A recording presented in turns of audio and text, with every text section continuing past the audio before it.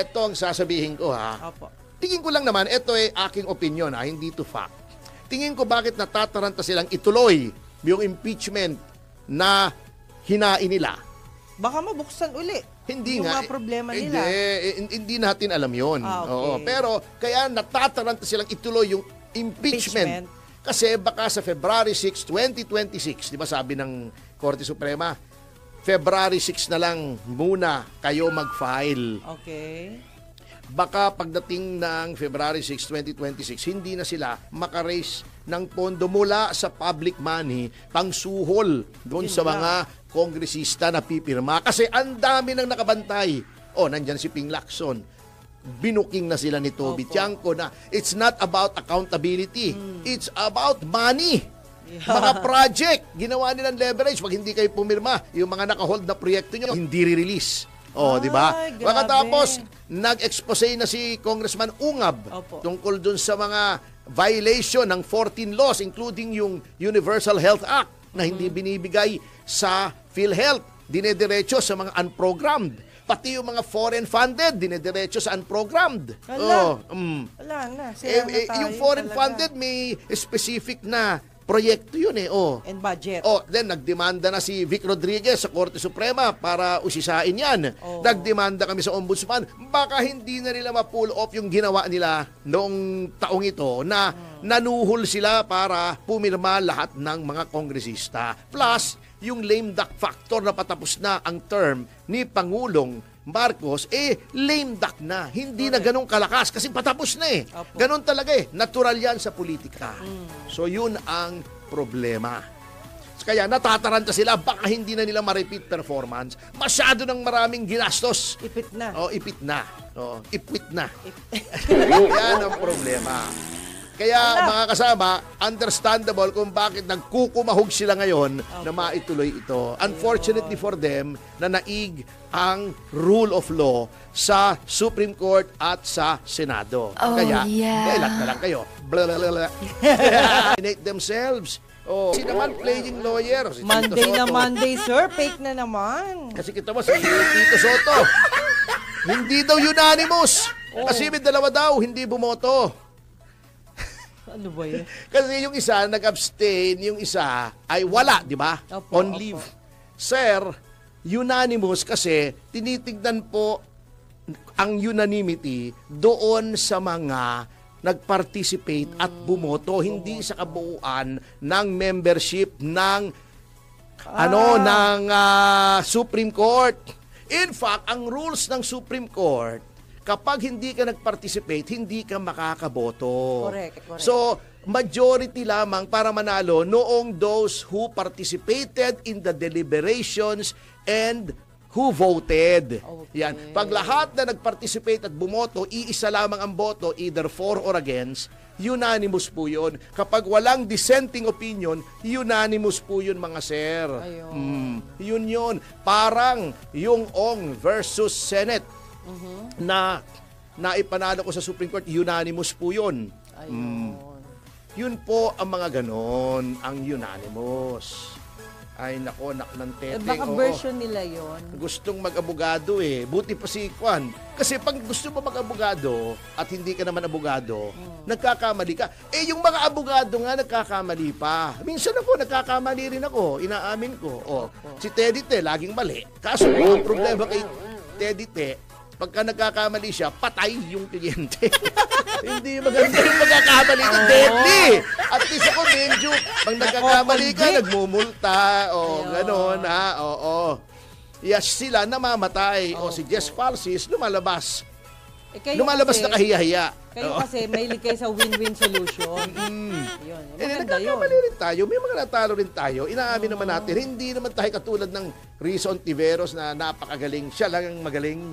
Di ba? Ako, ma'am. Kengkoy po yung discussion ni Rizon Tiveros. Sinasabi ko sa inyo. Yan, nasopla siya. May mukha siyang eng-eng ngayon. Senator pa naman. Kaya ingat ka kapag ikaw ay senador. Si Kiko Panghilinan nga ang daming mali di ba, tinanong niya, bakit daw nagbotohan muna bago nag-explain? Ala. Sabi nila, kasi di ba sabi niya kay Chis Escudero, ang rules iba. Sabi niya, oo, hindi nga yan ang rules. Ngunit, kapag may isang miyembro ng Senado na nag-motion na ibahin yung rules, just for that period, pro hac vice ang tawag doon, just for that purpose, pwedeng ibahin. Nag-move si Zubiri, di napahiya si Kiko. Yun ngang injunction banat siya ng banat. Sabi niya, kung ang intensyon pala ng Korte Suprema ay hindi tayo magtuloy, dapat nag-issue ng injunction. Immediately executory na nga, bakit may injunction pa? Wala nga jurisdiction, paano may injunction? Sabi nga ni Chis Escudero, what is there to enjoin? Correct. Puro grasping at straws na. Katulad ditong si Ascuna, King Koy. Sabi niya, hindi daw one complaint a year. Once a year. Ano ba yan? Anong diferensya ba? One complaint a year, isang reklamo kada taon. Isang beses, isang taon. Correct. Anong pagkakaiba nun? Yung once a year, hindi yun. Kasi magiging tuloy-tuloy na yun. Kaya nga That weird is nga once a year. Sabi ko nga, tapos na ang trabaho ni Ascuna, ginawa na niya yung konstitusyon. Opo. Hindi niya pwedeng i-interpret. Ginawa niya. Huwag siyang mag-interpret. Although valuable yung kanyang insight to arrive at the mens legislatoris, yung mind noong legislator, that is only an aid, that is not conclusive. So, tumahimik na po kayo. Puro kapwitan naman ang sinasabi nyo na magulo kayo Ha? Kasama ba yun sa bar exam? Alin? Yung mga sitwasyon na ganyan?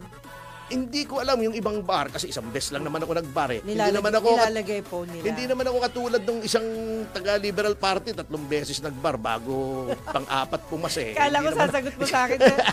Kala ko sasagot mo thrice a year.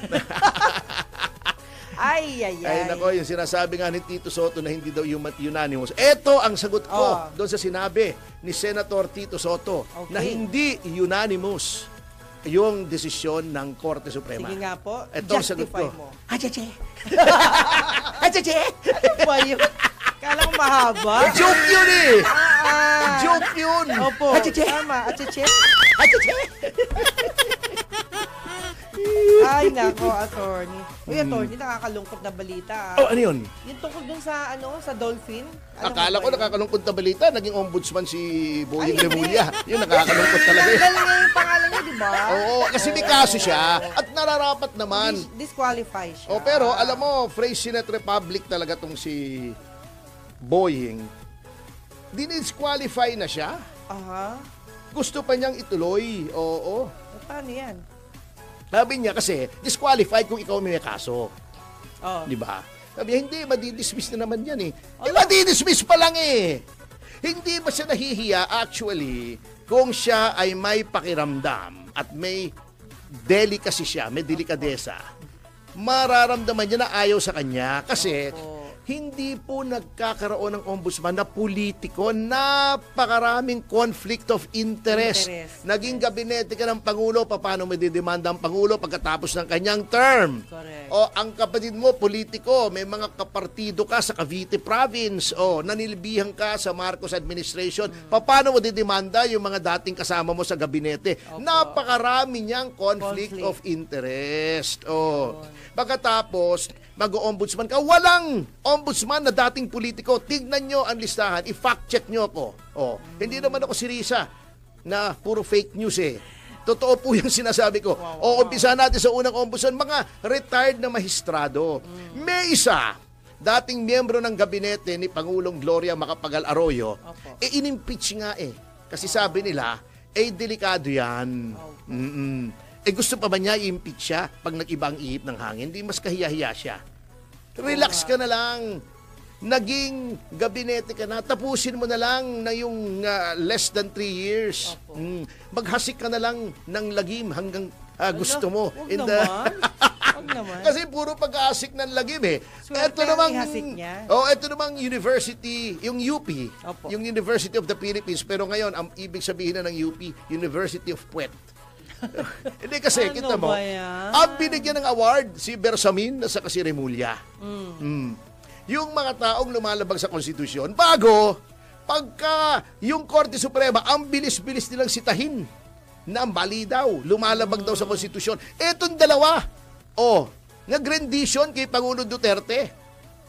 In violation of the Constitution, in violation of the Due Process Clause, in violation of the right against unreasonable seizure and arrest, in violation of the extradition law, yun ang bibigyan ng award. Halata kayo eh. Ito yung same university na may mga profesor na kumukontra sa Korte Suprema. Yan. At ang hirap nga nito, dati, ang kumukontra lang sa Korte Suprema ay One Ball University. Ngayon, pati University of the Philippines. Kasama na. Oo, kaya ang pinakamaganda dyan, pagka ako ay kung papalarin na tayo mapunta sa legislature, eto biro lang naman, pag-iisahin ko na yan. Para makatipid, di ba? Gagawin ko ng One Ball University of the Philippines. Ang gagawin kong presidente. Gagawa talaga ako ng batas. Creating the One Ball University of the Philippines.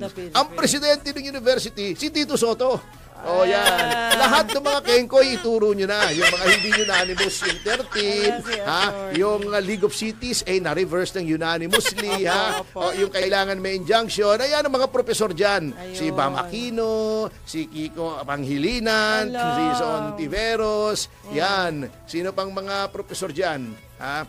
Yan, lagay natin profesor, si Boying Remulla. Yan, lagay natin yung mga profesor na yan sa One Ball University of the Philippines. Maganda yan, Malungkot yun, ang curriculum dyan, hindi na paramihan ng attendance sa klase. Paramihan ng attendance sa rally. Kasi di ba, walang ginawa kundi mag-rally. Maganda yan, One Ball University of the Philippines. Di ba? Pero ang dami nang namatay dyan eh. Sa One Ball? Sa One Ball. Bakit? Dahil isa lang ang bola? Isang bola. Tama ka. One Ball University of the Philippines, also known as School Bukol.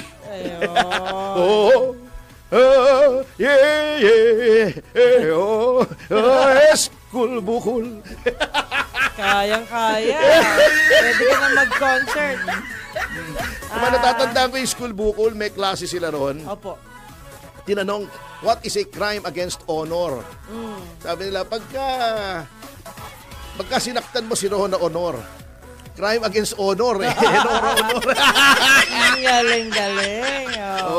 Sayang wala na si Richie D. Orsi. Pwedeng, yun nga, sabi ko, marami nang patay dun. Pwedeng mga pwedeng profesor. buhayin. Si Tonet Macho, pwede ring ilagay doon. Buhay pa si Tonet Macho, di ba? Buhay Yung Malcolm Hall, papalitan na yon, di ba? May Malcolm Hall doon sa UP. Gagawing Escalera Hall na yon. Ikaw naman, nabili na ba nila yun? Bago yung oblation, at papalitan na yon. Lalagyan na ng monumento ni Tito Soto. Na nakahubad. Ay, grabe Bago, isa lang ang ball. One Ball University! Nakakatakot Sinunod sa oblation tapos pero one ball. Pero si mukha ni Tito Soto. no ball na lang. Ayun, Mas maganda yata rin, parang hindi halata. Double? No ball.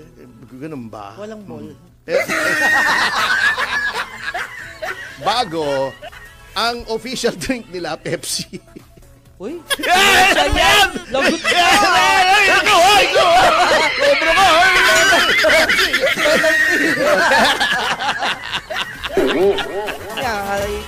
Pero mas gusto yata ng Pangulo Coke Yung Coca-Cola! Coca-Cola! Di ba? Pepsi, Coke, yun ang pinag-uusapan dito Baka kung anong isipin nyo Ikaw